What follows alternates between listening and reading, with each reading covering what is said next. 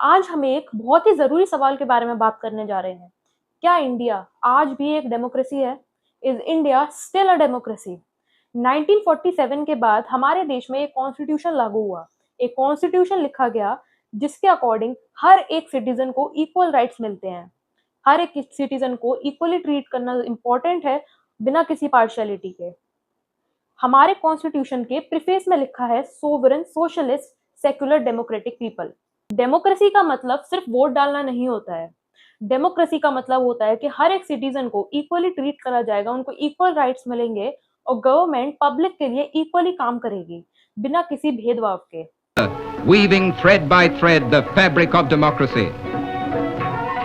Some came on foot, some by conveyance, some too feeble or infirm. 5 साल में एक बार elections होते हैं, नेता लोगों की रैलीज निकलती हैं, लोग स्पीचेस देते हैं और हम उनको सुनते हैं। पर क्या कभी हमने ये सोचा कि जिस तरीके से हमारा कॉन्स्टिट्यूशन डिजाइंड है, क्या उसी तरीके से सारी चीजें फॉलो हो रही हैं? क्या हमने कभी सोचा कि जो जो लॉज उसमें लिखे हुए हैं वो सब एक्चुअल में फॉलो हो रहे हैं, या फिर हम एक ऐसे ट्रैप में फंस गए हैं जहाँ पे रिलीजन, फ्रीबीज और करप्शन मिलके हमारी आवाज को दबा रहा है? और सबसे बड़ा सवाल, क्या हमारे कॉन्स्टिट्यूशनल राइट्स अभी भी हमारे पास हैं, या फिर वो हमसे छीन लिए गए हैं धीरे धीरे करके हमारे बिना नोटिस में आए?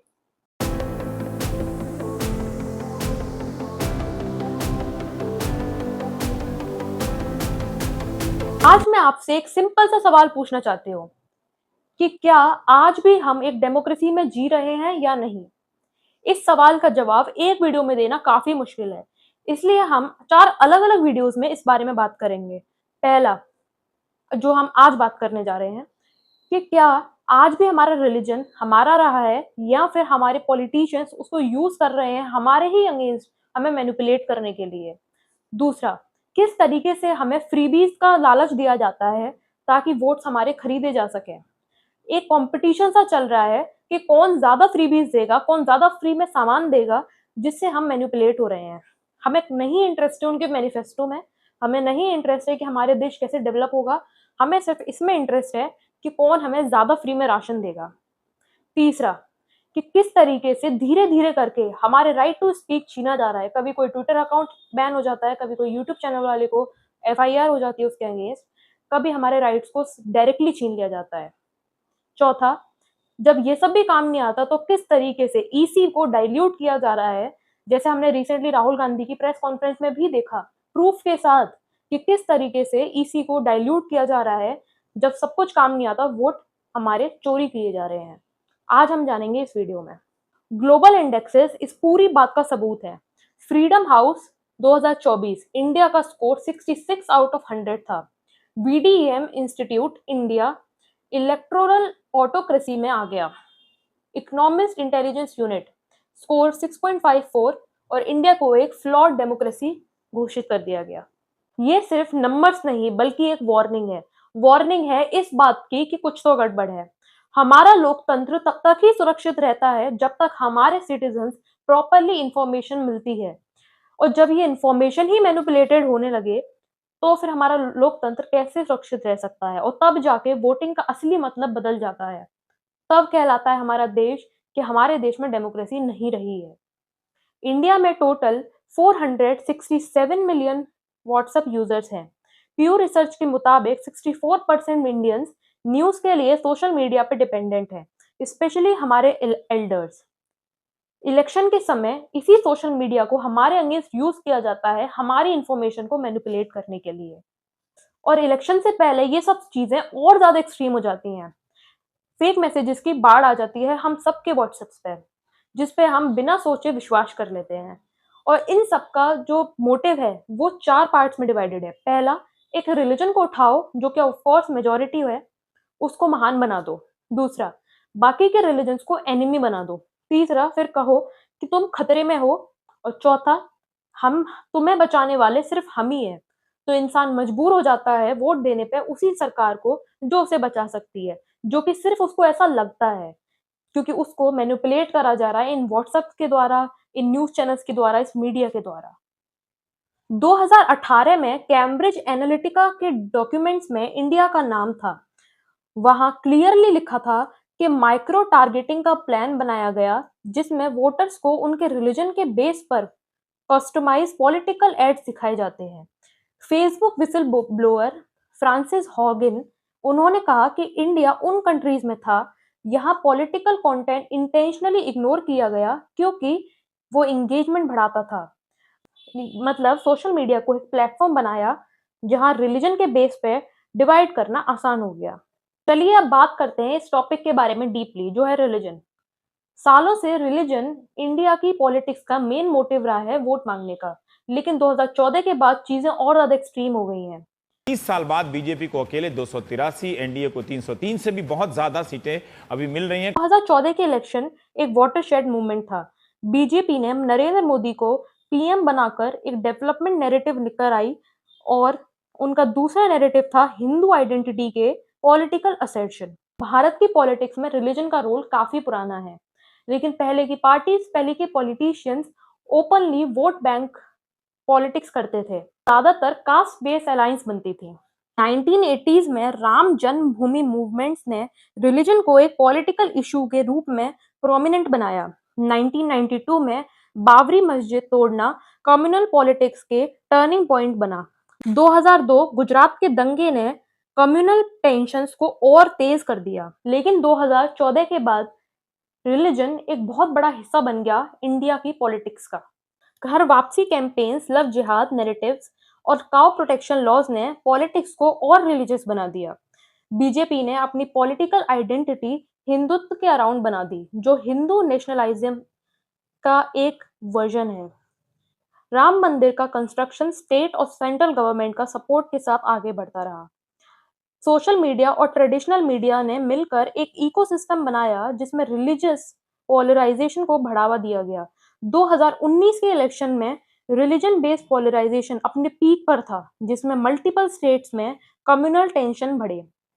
एनसीआरबी के डेटा से पता चला कि 2014 के बाद कम्युनल दंगे बहुत ज्यादा ही बढ़ गए हैं। अब वो वक्त आ चुका था कि जिसको इन सब पे आवाज उठानी चाहिए थी, जो कि है मीडिया, वो भी अब दिख चुकी थी।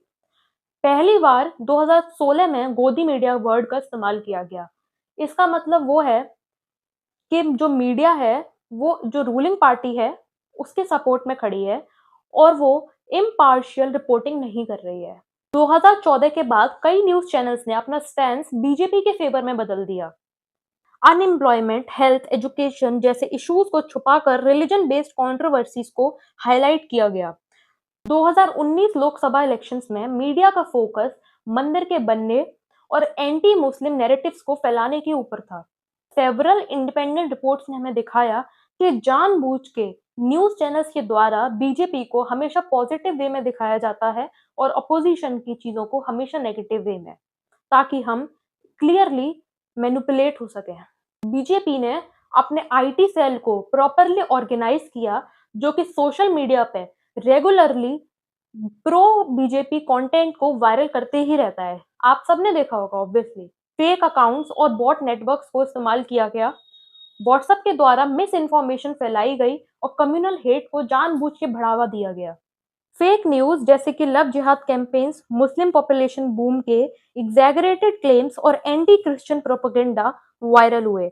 2019 के इलेक्शन के दौरान फेसबुक और ट्विटर पे बॉट्स और ट्रोल नेटवर्क्स ने बीजेपी को मैसिव सपोर्ट दिया।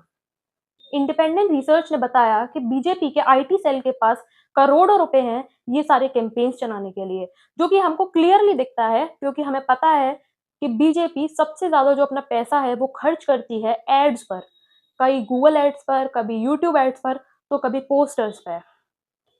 हेट स्पीचेस और कम्युनल नैरेटिव्स को वायरल करने के लिए एल्गोरिथम का मिसयूज किया गया।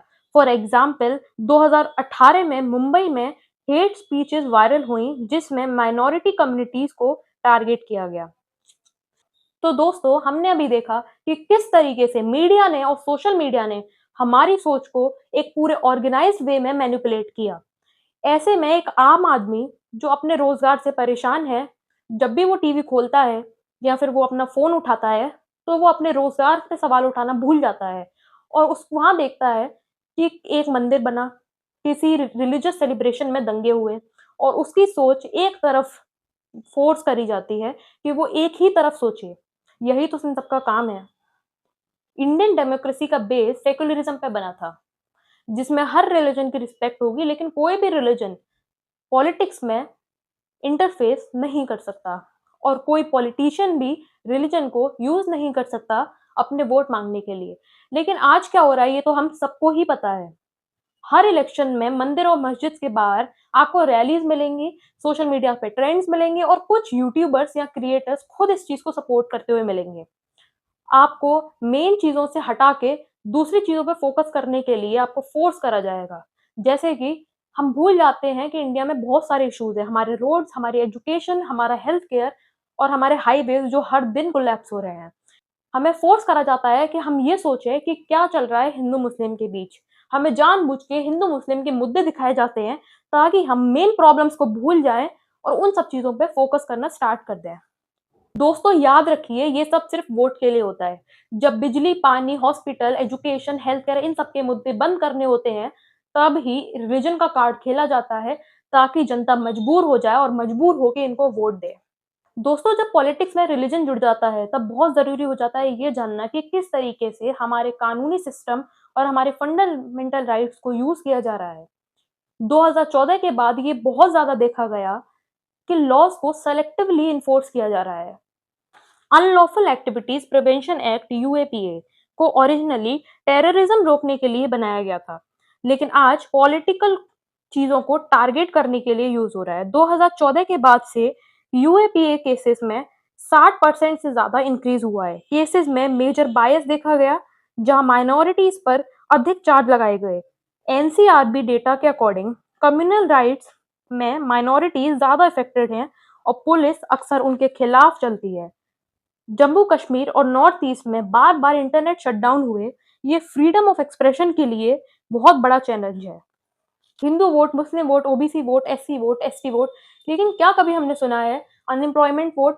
क्या कभी हमने सुना है hospital vote, student vote, farmer vote, teachers vote? क्यों नहीं सुना हमने ये? क्योंकि उनमें भावनाएं नहीं, उनमें सवाल होते हैं और सिस्टम को सवाल चुभते हैं। जब कोई मंदिर बनता है तो उसकी हेडलाइंस हम टीवी पे जरूर देखते हैं, लेकिन जब कोई स्कूल गिरता है, जैसे कि रिसेंटली झालावाड़ में एक स्कूल के गिरने की वजह से 7 बच्चों ने अपनी जान गंवा दी, लेकिन क्या कभी हमने हेडलाइंस में सुना? क्यों? क्योंकि रिलीजन से वोट मिलता है और इन सब चीजों से जिम्मेदारी, और जिम्मेदारी तो सरकार को उठानी ही नहीं है। लेकिन इन सब का रिजल्ट आखिर होता क्या है? इन सब का रिजल्ट ये है, कम्युनल दंगे बढ़ जाते हैं, रिलीजियस हेट्रेड बढ़ जाता है। और इसका सबसे बड़ा एग्जाम्पल ये है कि जब भी कोई एक्चुअल रिलीजियस वायलेंस होता है, तब या तो गवर्नमेंट चुप रहती है या फिर गवर्नमेंट उसको जस्टिफाई करने लगती है। तब एक छोटी सी बात एक छोटे से देश सिंगापुर की। सिंगापुर में भी एक टाइम पे बहुत ज़्यादा पॉवर्टी थी।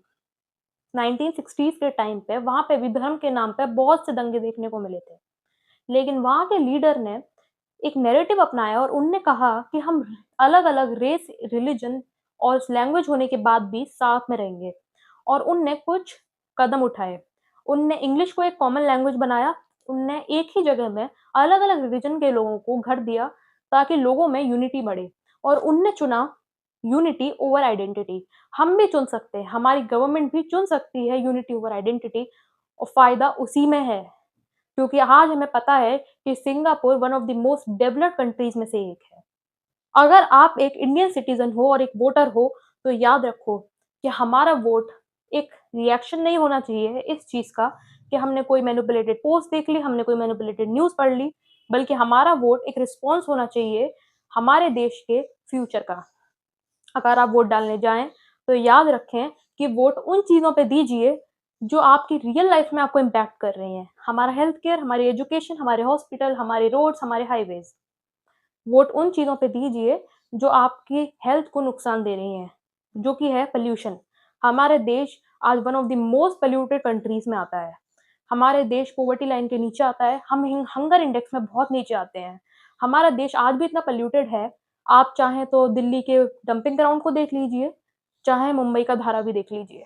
प्लीज इन सब के खिलाफ आवाज उठाइए, क्योंकि जब तक आप आवाज नहीं उठाएंगे आप सिर्फ एक पपेट कहलाएंगे। आप एक पपेट कहलाएंगे गवर्नमेंट के, पॉलिटिशियंस के, जो कि सिर्फ एक लाइन में चल रहे हैं और जिस चीज को सोचने पे हमारी गवर्नमेंट हमें मजबूर कर रही है हम वही सोच रहे हैं, उसके आसपास हम कभी नहीं जा रहे हैं। हमारे देश की क्या हालत है ये हम सबको पता है, लेकिन बोलना कोई नहीं चाहता। तो प्लीज बोलना स्टार्ट करिए, क्योंकि ये हमारी रिस्पॉन्सिबिलिटी है और हम ही रिस्पॉन्सिबल हैं हमारी देश की इस हालत के लिए। तो दोस्तों, ये था पार्ट 1, जिसमें हमने समझा कि किस तरीके से हमारे रिलीजन को हमारे ही अगेंस्ट यूज़ किया जा रहा है हमें मैनिपुलेट करने के लिए। हमने ये समझा कि हमारे रिलीजन को यूज़ करा जा रहा है ताकि हम मेन प्रॉब्लम्स को भूल जाएँ। आने वाले 3 वीडियोज़ में हम 3 चीज़ों के बारे में और समझेंगे। पहला, कि किस तरीके से हमारे को फ्रीबीज़ दिए जाते हैं हमें मैनिपुलेट करने के लिए। दूसरा, कि किस तरीके से धीरे-धीरे हमारा राइट टू स्पीक छीना जा रहा है। और तीसरा, किस तरीके से ईसी को डाइल्यूट किया जा रहा है। ये बहुत मेन मुद्दा है ईसी वाला, क्योंकि रिसेंटली राहुल गांधी ने एक बहुत बड़ा खुलासा करा है। रिसेंटली उनने एक प्रेस कॉन्फ्रेंस करी जिसमें उन्होंने हमें बताया कि हमारे वोट्स चोरी हो रहे हैं और ईसी बीजेपी का पर्सनल एजेंट बन चुका है। इस चीज़ पे बात करना बहुत ज़रूरी है। दावे किए। दावा कि एक ही पते पर 80-80 वोटर्स रजिस्टर्स हैं। उन्होंने आरोप लगाया कि कर्नाटक में वोटों की चोरी हुई है। क्योंकि रिसेंटली राहुल गांधी ने हमें बताया कि किस तरीके से कर्नाटका में 1 लाख से ज़्यादा वोटर्स इनवैलिड थे। हमारे वोट्स चोरी हो रहे हैं और उन इनवैलिड वोटर्स में से किसी के एड्रेसेस इनवैलिड थे, किसी के एक एड्रेस पे 80 से ज़्यादा लोग थे और बहुत सारे तरीके से हमारे वोट चोरी किए गए। तो इस मुद्दे पे बात करना बहुत ज़रूरी है। और इस क्वेश्चन का जवाब कि क्या हमारे देश आज भी डेमोक्रेसी है, आप भी सोचिए और हम भी सोचते हैं और अगली वीडियो को लेकर आते हैं आपके लिए। धन्यवाद। लेकिन बोलना पड़ता था तो डेवलपमेंट पर ही। नेगेटिव बोलना है तो ये बोलना पड़ता था कि मोदी कहता है कि इतने गांवों में पानी पहुंचा।